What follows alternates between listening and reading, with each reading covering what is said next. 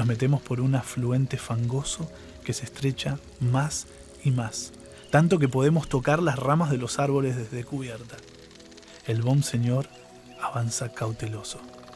El timonel transpira, hay suspenso, hasta que aparece repentino un espejo de agua donde flotan somnolientas casillas de madera y palma. El paisaje es excelso, pero la belleza del entorno contrasta con dos casos grotescos y una bolsa.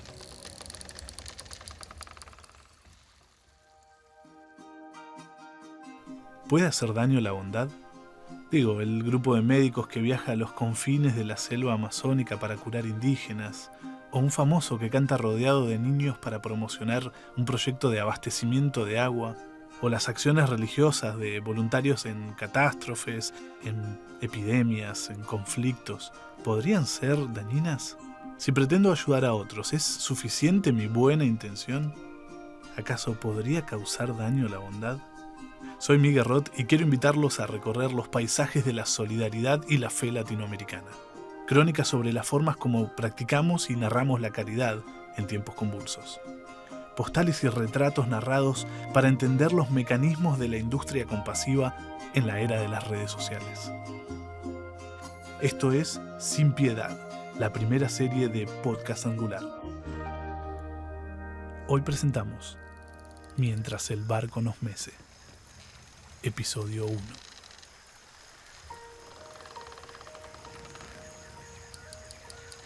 Estos son los sonidos de la primera tarde-noche subiendo el Amazonas, mecido por el balanceo rítmico del Bonseñor, el barco que nos lleva a contracorriente hacia Manacapurú. El que habla es Naildo. Naildo conoce. Sentado en la hamaca colindante y traducción de Rodrigo mediante, enseña sin presumir.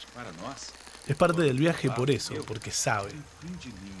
No sé si es la descripción precisa, pero sería como el vaqueano del grupo, un guía, la mano derecha del hombre que timonea, los ojos del capitán en la penumbra.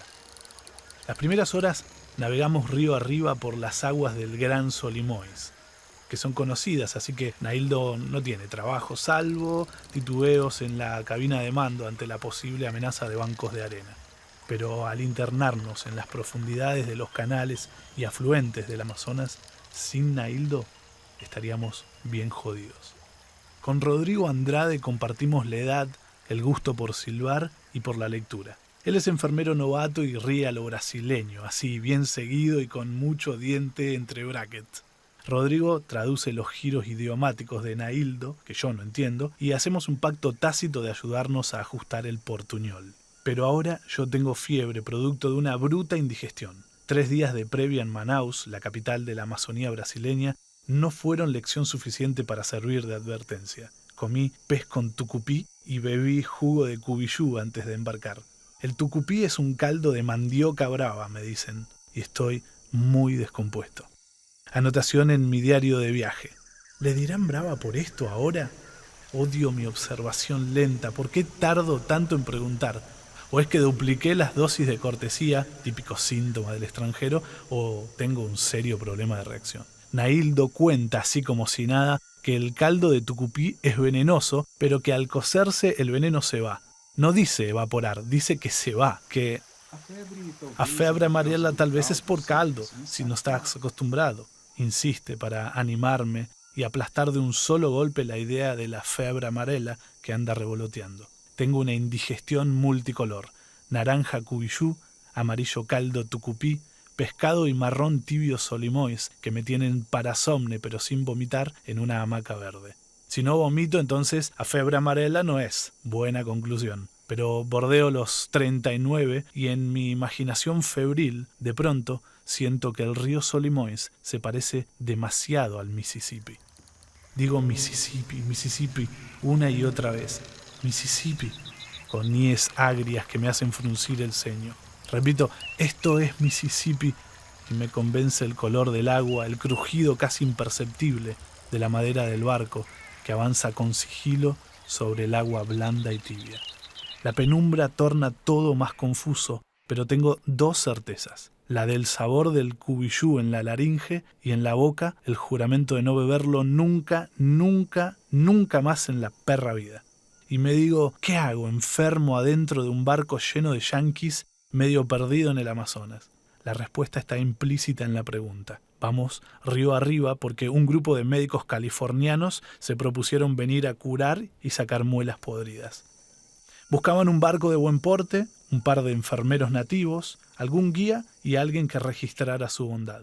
En ese orden, el bonseñor era viejo pero cumplía con las cualidades pretendidas y además traía cocineras incorporadas. Los anfitriones adecuados eran enfermeros y agentes sanitarios adventistas que ya habían navegado en las Luceiro, un conocido proyecto médico misionero amazónico. A Naildo, el guía, lo presentó el capitán y no dejó dudas de su pericia. Mi presencia la justificaba una cámara, quizá los cuadernos y mi voluntariado, video y fotos a cambio del viaje.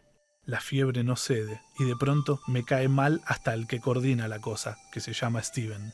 Steven es un médico joven, rubio, cristiano, protestante norteamericano, tiene todas las de ganar. Encima, buen porte, fachero, ¿qué más quiere? ¿Qué hace metido en un viejo barco rodeado de mosquitos portadores de enfermedades, frutas demasiado excéntricas para su gusto y extranjeros que lo miran despectivo? ¿Qué le pasa? ¿Leyó en exceso a Livingstone? ¿Lo quiere emular este? Emula, Steve, no me cae. ¿Qué sabe este del Deep River? ¿Qué sabe de los que nos pasa a nosotros, los sudacas? ¿Qué mira? Quer saber se você está precisando un remedio para febre. ¿Qué? Aquí tem remedio para febre si você quiser. Dice que traduce Rodrigo. Atontamiento. Una de las fases febriles produce atontamiento. En 1897, el médico y bacteriólogo japonés Kiyoshi Shiga se topó con un bacilo desconocido. Al estudiarlo, notó que se adaptaba para crecer y se metabolizaba con o sin oxígeno. Kiyoshi continuó analizándolo y terminó descubriendo uno de los géneros de bacterias más extendidos en el mundo. Los terminólogos decidieron hacerle honor poniéndole su nombre a la bacteria y a la toxina que segrega. La Shigella y sus variados tipos producen cólicos, náuseas, vómitos, diarrea y fiebre. Además de ser la causante de la disentería, la shigellosis es la gastroenteritis con mayor riesgo de contagio y es común entre los obreros o los residentes de campos de refugiados. Hace algunos años también bautizaron la infección como diarrea de viajero. Además de las apuradas al inodoro, otro de los síntomas característicos de la shigellosis es la fiebre aguda. El sujeto presenta una expresión poco vivaz, hay atontamiento, incluso a veces delirio. El bonseñor se mece, le trastorna la digestión y el humor. Los pirógenos encienden alucinaciones. Oh, Deep River Lord, caldo tucupí. I want to cross over into Game Ground. El Oh, Deep River de Marian Anderson se clava en loop en mi parietal derecho. 2 horas después, confundido y empapado de transpiración, sucumbo y me duermo en Mississippi.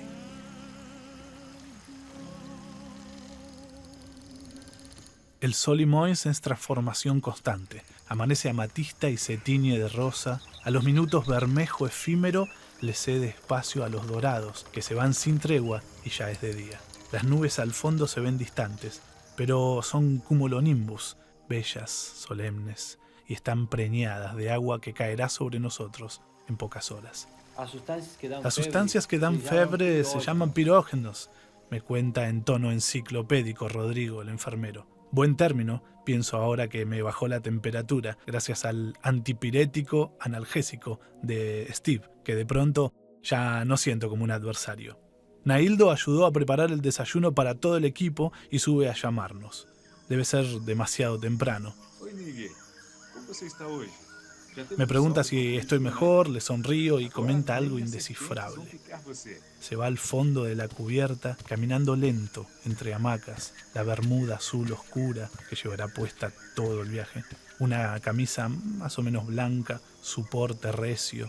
Todavía no sé si es o se hace el enigmático, así que bajo y le pregunto qué dijo, pero sigo sin entender y miro reclamando asistencia en la traducción. Che, ¿algún alma bondadosa? ¿Nadie? Están todos recién amanecidos, parece. Vuelvo a preguntar Naildo sonríe y en eso aparece el rapaz, Rodrigo, vaso de vidrio en mano con algo anaranjado adentro y prueba a traducir, pero me distrae el olor. Ese olor. Dulzón naranja cubillú. Y ya no puedo. Lo escucho, pero no puedo. Hizo, cara, me dice Rodrigo, y toma un sorbo exagerado. Que no voy a tener piojos ni resfrío por años, y que si me llega a morder una serpiente no me va a pasar nada de tanto suco de cubillú que tomé el día anterior. Y nos reímos. En realidad me río porque se ríen. No estoy seguro si entendí bien, pero es gracioso tanto diente y el agudo y aspirado de la risa de Naildo. El grupo está de pie, salvo algunas gringas. Desayunan apoyados en la baranda o suben a la cubierta. Conversan entre ellos y se distraen.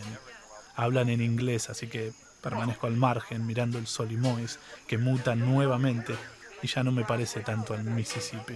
Ahora lo veo más Paraná. Ya no tengo fiebre. Vuelve con fruta el rapaz, como lo apodea Rodrigo. Tiene esa manía, Rodrigo. Mientras hablamos, pide un segundito y va para la cocina a buscar algo. No sé, lo que haya, lo que encuentre, lo que le den. Aunque sea poquito. Y vuelve colmado de felicidad inocente. Me apoyo en el pasamanos y en voz baja, reclinado, le pregunto de nuevo qué había dicho Naildo. Se vuelve a reír y me explica con pausa, pero gesticulando en exceso, que al cubillú él le dice cocona. Cubillú le dicen los indígenas, nosotros le decimos cocona, y tiene muchas propiedades curativas, vitamina C, hierro y no me acuerdo qué más. Y que los indígenas lo usan contra las garrapatas, contra las liendres y también como antiofídico.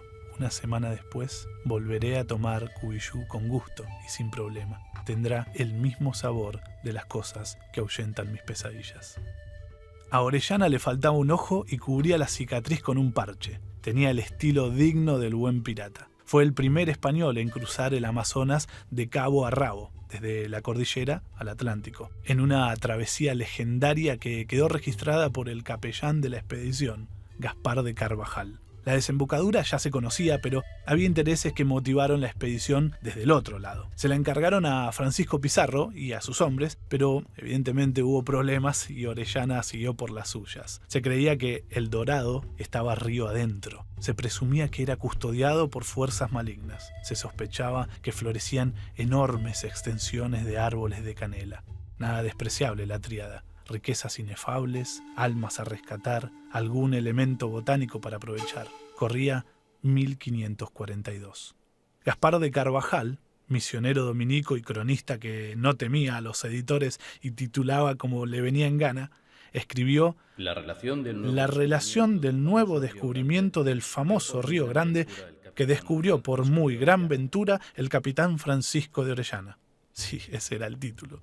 Y fue él, don Gaspar, quien narró el ataque sufrido a manos de bellas y belicosas indígenas a quienes comparó con guerreras de la mitología griega, las amazonas. Hay descripciones de la obra del dominico que generan dudas sobre su veracidad, pero el relato pasó a la historia y fue ineludible, al menos para la toponimia. El que no la pasó tan bien fue Orellana, quien tras sobrevivir a la travesía volvió a España, donde Pizarro, el rencoroso jefe de la expedición, lo acusó de abandono y de traición. En el proceso judicial se demostró su inocencia y fue absuelto. Insatisfecho y humillado, Orellana organizó una expedición, pero no le dieron ni aprobación ni dinero. Por un tiempo surcó los mares dedicado a la piratería. Lo último que se supo de él fue que merodeaba la Amazonía, donde murió sin ubicación específica. Por aquellos años, las especias eran fundamentales en la vida cotidiana. Las técnicas tradicionales de conservación de alimentos, salar y ahumar, no eran tan efectivas como se deseaba. Las especias tenían propiedades antisépticas, estiraban el vencimiento, daban sabor más agradable a la comida y, como si fuera poco, eliminaban el olor a podrido. Su desabastecimiento podía desencadenar guerras. Se tasaban a valor oro y la canela junto con la pimienta eran las mejores cotizadas. Una expedición selva adentro seducía. Hallar bosques de canela simbolizaba riquezas indescriptibles. Fue la tarde y la mañana de la primera fiebre y hubo gran mortandad. Casi 100 años después, el portugués Pedro Teixeira invirtió la ruta de Orellana y subió el río. Teixeira era un militar explorador del Sertón, o sea, las pampas del nordeste. Había luchado contra los franceses que querían su porción americana y los había expulsado. Tras la campaña exitosa, la monarquía le encargó afianzar la posesión de la región con una expedición río arriba. El viaje fue registrado por el jesuita Cristóbal de Acuña y, para sorpresa de incrédulos, el cronista reafirmó la descripción de las mujeres guerreras. Acuña y Teixeira aconsejaron la evangelización y la conquista de la zona. Como reconocimiento por los servicios prestados, a Teixeira lo nombraron capitán de la provincia del Gran Pará. A Acuña le otorgaron el premio de ser calificador de la Inquisición. Su minuciosa crónica fue traducida a varios idiomas y fue la primera en incluir mapas que sirvieron a las siguientes generaciones de misioneros y conquistadores y misioneros, y ambas cosas. Allá por 1850, la capital de la Amazonía deslumbraba al mundo. Manaus crecía acelerada por la explotación de seringueiros, los obreros que extraían látex vegetal que se vulcanizaba y se transformaba en borracha, nombre en portugués para la goma. Los seringueiros provenían de las zonas empobrecidas del país. Tenían prohibido cultivar sus propias plantas y solo podían comprar ropa, comida y bebidas en la tienda del patrón, que solía vender los productos cuadruplicando su precio. Los estantes de la proveeduría contenían ropa de segunda o tercera, poca variedad de comida, pero una tentadora diversidad de bebidas alcohólicas. Las deudas con el seringalista eran tan grandes que se heredaban de padres a hijos, perfeccionándose el sistema de endeudamiento y la red de extracción de látex. Pero la industria era frágil. Alguien podría llevarse semillas, plantarlas en otra región del mundo y desestabilizarlo todo. Aunque los funcionarios brasileños no creían que la planta de siringa pudiese germinar fuera del fértil suelo amazónico, 10 años antes habían robado la quina, cuya corteza era indispensable para tratar la malaria, y perdieron muchísimo dinero. No cometerían el mismo error ni dejarían que otras manos se metieran en el negocio. Decretaron la prohibición de transportar Hevia brasiliensis, la semilla preciada del caucho. Extendieron los controles y establecieron leyes que penaban con dureza cualquier movimiento, por menor que fuese. Pero no imaginaron que un gentleman desgarbado, de traje y bigotes, les arruinaría el monopolio. Henry Wickham era un explorador inglés que conocía las mañas selva adentro. Había vivido en Nicaragua y luego en el Orinoco, donde aprendió con los indígenas a extraer látex. Sus relatos, Crónicas las ligeras crónicas ligeras de un viaje a lo salvaje, y los dibujos del potencial botánico en los lugares que recorrió, convencieron a los señores ingleses de trasladar siringas hacia el territorio imperial. Wickham, que tenía fama de coleccionista de orquídeas chiflado, aprovechó a mimetizar sus intenciones y escapó contrabandeando 70.000 semillas. Con la asistencia del cónsul inglés y con la comprensión del barón de Santarém, declaró que solo transportaba especímenes exóticos y delicados para el jardín botánico. Brotaron. Pocas, ni una décima parte de la carga, germinaron en los jardines reales a orillas del Támesis. Pero fueron suficientes. Tiempo después, las trasplantaron en Malasia, en Java, antes Batavia, en Singapur y en Ceilán, ahora Sri Lanka, y sirvieron para desbancar la producción brasileña. Por gracia de la divina providencia, se decía en Gran Bretaña, el libre comercio permitirá redescubrir las riquezas perdidas con la desunión del jardín del Edén. La incipiente teología natural crecía y servía como bendición de sus prácticas extractivas. Mackintosh & Co., que llegaría a ser la mayor manufacturera de caucho británica, obsequió a la corona con una barra de goma en la que estaba inscrito el poema Caridad de William Cowper. Los primeros actos de biopiratería fueron caratulados como acciones nobles y Wickham recibió el estatus de Sir. Décadas después, durante la Segunda Guerra Mundial, Japón ocupó el sudeste asiático, afectando la producción industrial inglesa. El gobierno brasileño no demoró en pactar un acuerdo con las fuerzas aliadas y resurgió el cultivo sudamericano, pero sus sistemas de recolección eran arcaicos. Los seringueiros debían afrontar plagas y animales peligrosos, recorrer y machetear enormes distancias para producir la cuarta parte de lo que lograba sangrar de los árboles un solo malayo. Entonces, Getúlio Vargas, el presidente, tuvo la idea de crear una nueva unidad dentro del ejército regular brasileño. Reclutó 70.000 hombres para optimizar la producción. Os soldados da borracha. No fueron reconocidos como combatientes ni recibieron medallas. Casi la mitad no logró sobrevivir a condiciones de vida paupérrimas o cayó batallando contra la malaria. Fue la tarde y la mañana de la segunda fiebre. y hubo gran mortandad. Dejamos atrás Manacapurú. El barco avanza. Los vientos son propicios. Naildo y el Bonseñor nos llevan sin sobresaltos. Paramos algunas horas en caseríos de la ribera. Los médicos y las enfermeras prueban sus instrumentos. Los dentistas comienzan una peculiar competencia por cantidad de extracciones. Después de la cuarta cena, el rapaz me confiesa que se siente confundido. Le acaban de contar 2 gringas, sin demasiado preámbulo ni agobio, cuánto habían pagado para venir. Entre tickets de vuelos, comida, hospedaje, travesía y seguro, $3.500 per cápita. Rodrigo saca cuentas, multiplica por 25 y se pregunta, ¿no era mejor donar el dinero? Según sus primeros cálculos, la suma serviría para construir un centro de salud base, abastecerlo con remedios y pagar atenciones de médicos de la región por un largo tiempo. Un folleto promocional de la iniciativa nos responde en portugués y en inglés.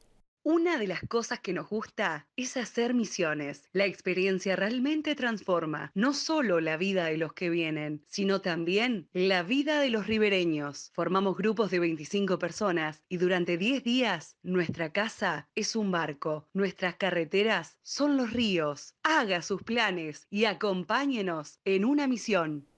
El rapaz está sin hambre y yo me siento descompuesto. Mi temperatura sube otra vez. Llegamos a Anamá, en vísperas de la celebración de Nuestra Señora de la Concepción. El Bonseñor ancla a las 7:30 de la tarde. Escucho chillidos que pertenecen, según imagino, al orden de los primates. Se oyen tambores y risas a la distancia. Nos habían advertido que durante la fiesta solo acudirían algunos vecinos y prestarían poca atención al barco. Cuando el brasileño no está bailando o cantando es porque está ensayando, nos dijeron. Pero en las riberas amazónicas la presencia evangélica y las versiones animistas tienen más peso que los vestigios católicos. Al día siguiente, la afluencia para las atenciones es masiva. Después del desayuno, Steve se acerca acompañado y nos presenta con formalidad a Boris, un joven doctor de ascendencia latina que viene con el grupo norteamericano. Los ribereños esperan desde antes del amanecer. Boris no para. Va y vuelve resuelto desde temprano, acondicionando una piecita de palos como consultorio. Saluda cordial, escucha atento, mira a los ojos. El cielo comienza a teñirse con el típico matiz opaco que precede a las tormentas. A la hora, un aguacero estival de corta duración aviva los verde-amarillos de la vegetación y despierta el brillo de la piel de los hijos e hijas del río. Emergen gallinas flacas que persiguen bichos, un gallo picoteado y a medio desplumar, ganador guapo de alguna riña, y los perros. Siempre hay perros. En cada pueblo, en cada caserío o rincón selvático aparecen estos conquistadores precarios e indiscutibles de la Amazonía. Son una especie exótica que se adaptó a medias, con poco pelo y mucha mugre, deambulan interrumpiendo constantemente el paso para rascarse. Pulgosos, escuálidos y despreciados, merodean olfateando despojos. No logro entender cómo eluden la extinción. Boris le pregunta a sus pacientes si saben el nombre de aquel can, de este otro, del preto ese. Lo miran raro y levantan los hombros. Son perros anónimos, son sombras carroñeras que no importan. De vuelta en el barco, el grupo hace un balance del día y leen algunos versículos bíblicos mientras cenamos arroz con porotos. Boris desaparece. Desde la borda lo vemos sacándole garrapatas y alimentando a una jauría que lo rodea. Rodrigo silba y saluda al médico, que, arrodillado, le pone nombre a las bestias famélicas del Edén. Thor, Iron, Colt, las bonitas Sirin y Sif. Eres muy bruto, Hulk. Tú por despiadado y ladrón serás Marv. Cuando nos acercamos, Boris desvaría explicando detalles de sus nombres de cómic y nos dice, es que hay que ser superhéroe para sobrevivir así. Repetirá el método durante cada parada y les encomendará a los niños nativos el cuidado de sus bestias a cambio de lápices y hojas. Mientras los demás pasamos el sábado cargando baterías, descansando o zambulléndonos en el Solimois, Boris recorre las casas de las familias que no logró atender durante la jornada anterior y le pone pomada astringente a los perros que se le cruzan. Decido seguirlo a cierta distancia, disimulando. Una niña me mira apoyada en el marco de la ventana de una simétrica cabaña de madera que se yergue sobre troncos macizos. Parece leer mis designios y se acomoda. Sigue mirándome fijo. Veo a su madre y saludo, hago un gesto, pido permiso, me acerco. Levanto el lente y obturo. Cambio el enfoque y vuelvo a apretar el obturador 2 veces más. Bajo el lente y sonrío agradecido. Inmutable y seria, la niña me mira profundísimo y me ve alejar. Es, sin dudas, una niña amazona. Su retrato se exhibirá 2 años después en una exposición de fotografía e interculturalidad en Innsbruck y en Viena, sin que ninguno de nosotros podamos visitarla. Boris, el San Roque de nuestra misión, me llama. Dice entusiasmado que un abuelo le va a mostrar el misterioso árbol que llora. Lo seguimos en silencio hasta la selva y vemos por primera vez las cicatrices en 3 siringas. En el Bon Señor comemos frutas autóctonas y surge sesión de infancias. Boris habla cruzado en español y explica que sus padres son centroamericanos. Nunca menciona el país. Soy un norteamericano marginal. Marginal, está bien, forastero, quiero decir, ¿se entiende? Un extranjero en mi propio país natal, solo por tener padres centroamericanos. Pero no está mal por eso. Yo no estoy mal por eso, no. En casa decidieron hablar en inglés para que yo pudiera adaptarme más rápido. Nací en Tennessee, pero tener sangre latina me sirve ya para ser un descarriado. Descarriado, está bien. Un marginal, quiero decir. Que puedo identificarme con otros marginales, ¿se entiende? Nahildo es más enigmático. De niño vivió en Santo Antonio de Sá, eso es, selva adentro, bien adentro. Hasta que el tráfico de droga lo ensució todo y su familia decidió bajar hasta Tefé, luego a Cayambe y en su juventud a Coaerí, que es cerca de la comunidad donde termina nuestro recorrido. Nahildo relata y todos cautivados intentamos entender sus desventuras. La cocaína se hizo un monopolio en la región. Los aviones despegan en pistas clandestinas, cruzan el país volando bajo para evitar ser detectados por los radares y aterrizan en Surinam para cargar barcos holandeses que abastecen el consumo europeo. Corteza de canela antes, sangre de siringa después, hojas de coca hoy. Es la tarde y la mañana de la tercera fiebre.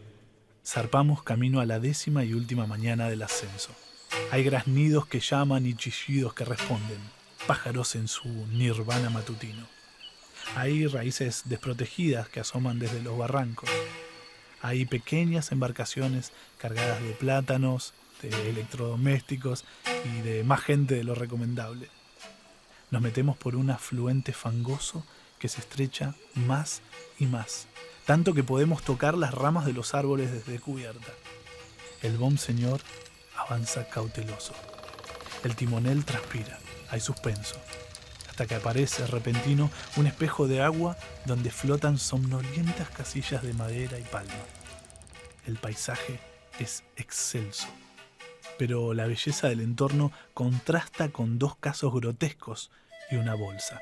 Atienden a un anciano con hernia estomacal que le desborda. Debió subsistir en condiciones deplorables durante meses. Es intratable. No hay mucho por hacer. Le regalan calmantes.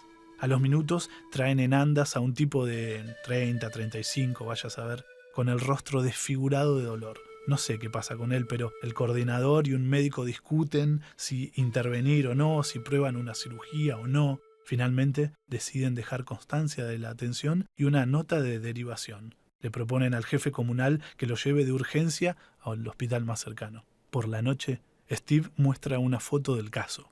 Cáncer testicular con un tumor del tamaño de una pelota de handball, que descompone de solo ver en la pantalla. ¿Qué debieron hacer? Ahora también discuten ellos. 2 bandas se posicionan. Steve y Rosemary, una gringa, se muestran convencidos de la importancia de la misión. Boris matiza, pero se muestra adepto a los argumentos de Rodrigo, que molesto rechaza el turismo etnográfico, el juego con los placebos, la verticalidad de los coordinadores y la medicalización de gente que jamás usó drogas. En el fragor de la polémica, el rapaz se va hasta el cuarto de farmacia, viene con una bolsa en la mano y pregunta ¿para qué? ¿Para qué compiten? Antes cortaban orejas, ahora se llevan dientes. ¿Cuál es el premio? La bolsa es una carga asquerosa de molares extraídos durante la travesía. Se termina la discusión. Cenamos sin gracia. Durante el retorno, las mallas mosquiteras pasan más tiempo desplegadas, hay intercambio de memorias fotográficas y tipeos en las notebooks. Los cronistas actuales escriben impresiones poéticas combinadas con reflexiones espirituales en sus bitácoras modernas. Se ajustan agendas y se trazan planes de descanso, unos en Río, otros en Salvador de Bahía, los menos en Belén, previo al regreso a California. El ánimo de Rodrigo ya no es el mismo. Me dice que está decepcionado y le pregunto, ¿acaso no sabías a qué venías? Sí, imaginé que vendríamos a aliviar algo del sufrimiento de la gente de la Ribera, me dice. Y podría ser esa lectura, como también puedo pensar que vinimos de excursión médica, buscando nuevos argumentos para ensalzarnos a nosotros mismos. En el puerto de Manaus me despido del Bonseñor, de Boris, de Steve y de los demás. Dejo a Rodrigo para el final. Espero que a pesar de todo el viaje nos deje un buen recuerdo, rapaz. Él me dice que no me preocupe y responde con certeza. Con certeza, hermano. Solo que es cuanto menos inquietante utilizar el dolor ajeno para que nuestras obras de caridad nos hagan sentir mejores. Esta es una producción de Angular basada en el libro Sin Piedad, que podés conseguir en espacioangular.org y en las direcciones que dejamos en la descripción. Como cada uno de nuestros esfuerzos, los contenidos que publicamos son autogestivos e independientes. Sin Piedad fue escrito y narrado por Miguel Roth. Las grabaciones fueron realizadas en el estudio de Huellas, en La Pampa, Argentina, bajo la dirección técnica de Lucas Nicolaus. El diseño, la mezcla y la edición sonora estuvo en las manos y oídos de Patricio Tosco. La música es de César Lefiñanco. La producción general es del equipo periodístico de Angular. Escuchanos en las mejores plataformas y encontrá todos los contenidos en espacioangular.org. Si querés formar parte, podés apoyarnos y contribuir para que continuemos creando contenidos alternativos de calidad.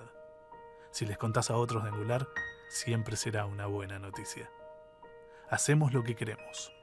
Hacemos periodismo narrativo.